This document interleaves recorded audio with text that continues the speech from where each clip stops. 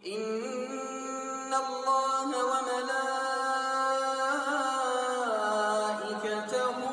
يصلون على النبي يا أيها الذين آمنوا صلوا عليه وسلموا تسليما.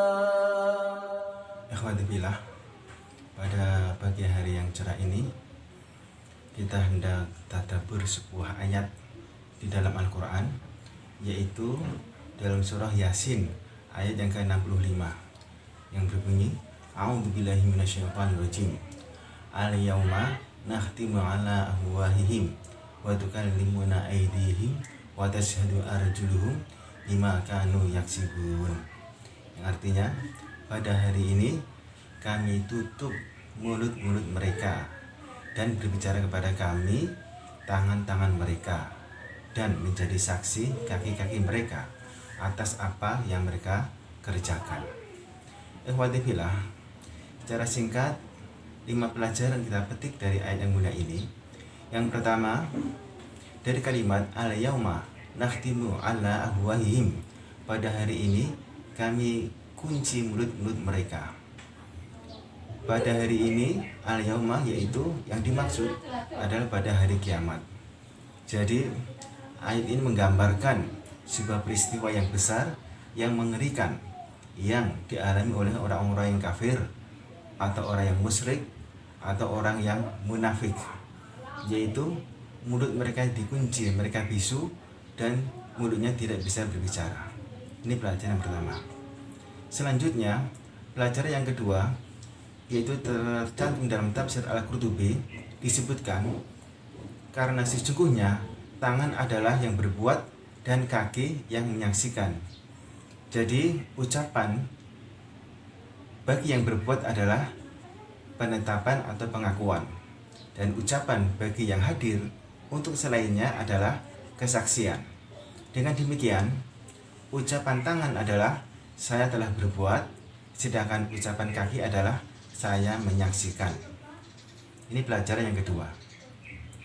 Selanjutnya, pelajaran yang ketiga, yaitu perkataan dan persaksian anggota badan adalah secara hakiki dan nyata, sebagaimana Allah gambarkan dalam firman-Nya, yaitu surah Fussilat ayat 20 dan 21 yang berbunyi, hatta idza ma ja'uha syahida 'alaihim sam'uhum wa absaruhum wa juluduhum bima kanu ya'malun wa qalu li juludihim lima shahidtum 'alaina qalu antaqana Allahul ladzi antaqa kulla syai'.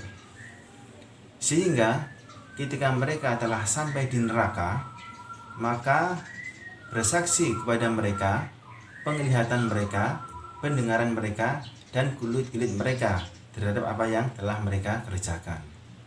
Dan mereka berkata kepada kulit-kulit mereka, mengapa engkau menjadi saksi kepada kami? Maka kulit itu menjawab, sesungguhnya Allah yang telah mampu menjadikan segala sesuatu berbicara, demikian pula telah menjadikan kami bisa berbicara. Subhanallah, Allahu Akbar. Demikian mengerikan peristiwa pada saat itu. Selanjutnya, ikhwati fillah, pelajaran yang keempat, yaitu amalan yang dikerjakan dengan kehendak, maka ada balasan amal. Sedangkan perbuatan yang dilakukan tanpa kehendak, maka tidak ada balasan amal. Sebagaimana sabda Nabi Muhammad SAW yang berbunyi, An Ibnu Abbasin radhiyallahu anhu, anna Rasulullah sallallahu alaihi wasallam qala, inna Allaha tajawaza li an ummati al khata'a wa nisyana wa mastukrihu alaihi, rawahu Ibnu Majah wal Baihaqi wa sahhahu al Albani. Dari Ibnu Abbas radhiyallahu anhu, sesungguhnya Rasulullah Muhammad sallallahu alaihi wasallam bersabda, sesungguhnya Allah telah memaafkan dari umatku yang tersalah atau tidak tahu, dan yang lupa, dan yang dipaksa untuk mengerjakan. Jadi ketiga hal ini itu perbuatan tidak dibalas atau tidak dihukumi. Selanjutnya ikhwatifillah, yang terakhir pelajaran yang kelima, yaitu sebagaimana tercantum dalam tafsir yang ditulis oleh Syekh Muhammad bin Shalih Al-Utsaimin, disebutkan ada dua keadaan pada hari kiamat, yaitu yang pertama hala yakdibun, yaitu keadaan berdusta, sebagaimana firman Allah Ta'ala dalam surah Al-An'am ayat ke-23 yang berbunyi wallahi rabbina ma kunna musyrikin, demi Allah wahai Tuhanku, sesungguhnya kami tidak berbuat syirik. Ini keadaan yang pertama.